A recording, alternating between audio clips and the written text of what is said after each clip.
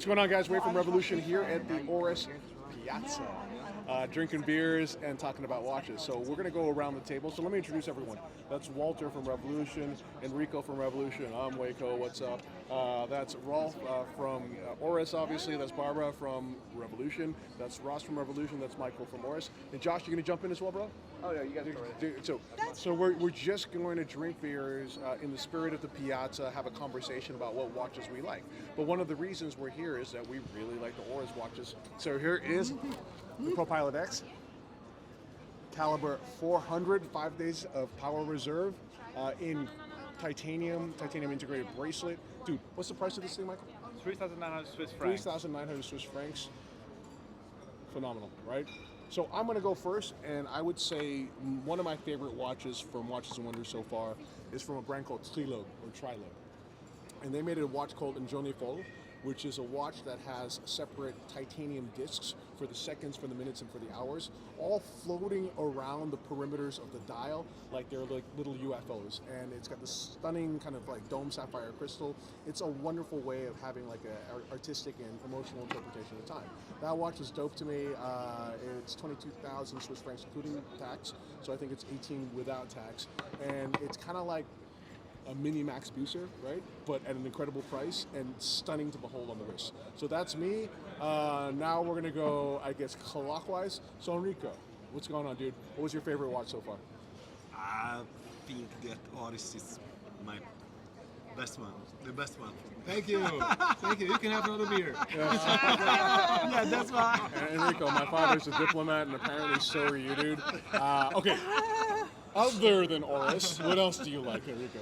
I have a lot of Give us one. interesting, a lot of interesting stuff. Yes. But for me, I think Laurent Ferrier is still one of the best. Nice. So the Sport Auto. The Sport Auto is something really amazing. So the Sport Auto is Laurent Ferrier's integrated bracelet sports watch, also in grade 5 titanium, super sick.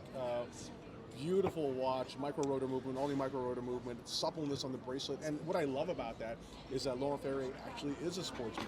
Like, and I love how like every watch CEO, like when he gets successful, he wants to buy a sports car, then he wants to go to like the race course. Bro, Laurent Ferrier actually drove in the 24 Hours of Le Mans and came in third in 1979, which incidentally was the same year that Paul Newman came in second. So how sick is that? So he deserves to have a sports watch. Walter Tomasino, CEO of Revolution. What's your favorite watch so far? I think we go to Tudor, Black Bay Pro. Great value for money, great story, everything in that watch. Black Bay Pro, guys, if you guys like vintage, and Ross is kind of the vintage master here, it's got, you can flip it around, maybe go to Ross. And Ross, take it away about the Black Bay Pro, because that kind of is like the 1655, It right? is, You know? yeah. But with all the practicality of a modern watch. Take it away, Yeah, bro. I mean it's perfect case proportion, particularly for vintage fans. 39mm case, superb matte black dial. But interestingly, what Tudor have done this year, instead of having the white gold hour surrounds, they've made the hour markers out of a solid block of ceramic. Mixed in with that ceramic is Super Luminova, so you get a really very, very legible dial.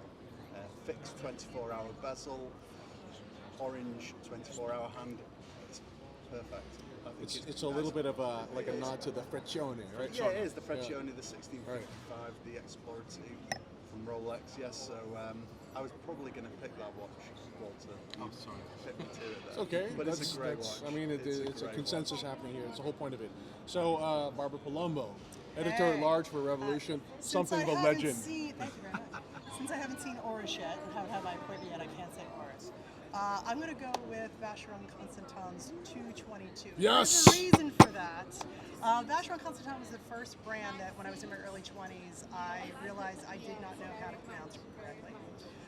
And so I started to research and read a little bit more. But this is sort of a throwback to a watch that was released in 1977. It's an all yellow gold. It's a size that is completely gender friendly, I'll say. That was probably the watch that got my heart today. So. Dude, that watch is freaking sick. The 222, as you guys may know, is like the integrated bracelet watch in 1977 that was designed by Jörg Heise, kind of as a response to the two integrated bracelet watches that were created in 1972, the 5402 by Gerald Genta or the Royal Oak, and the 3700 1A or the Nautilus, also designed by Gerald Genta. The update of that watch is cool because it's like so faithful to the vintage watch, but uses, and this was a little bit of a point of contention for some vintage dudes, like a much more modern movement. So the original watch uses the 1121, right, which is derived from the Jaeger caliber 920, which was at one point the world's thinnest full rotor automatic movement. And then so everyone's like, well, bro, why did you use? Because you're still using that movement for the overseas ultra thin. Why not use that also for the 222? But they decided to go to the 2455. Which was launched in 2007 with the Patrimony Traditional. Well, it's very simple. First of all, it's 4 hertz, so a lot more reliable. And second of all, it's got quick set. Because any of you guys that have a watch that's using a 920, you've got to go back and forth to set the date. And unless you've got a ton of time in your hands, it can be a little bit impractical. So I love that, but the dial, the bracelet, the case, the Maltese cross on that, everything is freaking stunning, dude. I love that watch, so great choice. So now we're going to go to the two guys from Oris. Rolf, what was your favorite watch of the beer? Let me guess. Well, as our watches pay for the beers, Yes, I yeah. will pick an Oris. And the favorite watch from our current collection is Big Crown Caliber 403. Pointer date, small second. That's a complication we have been doing for decades.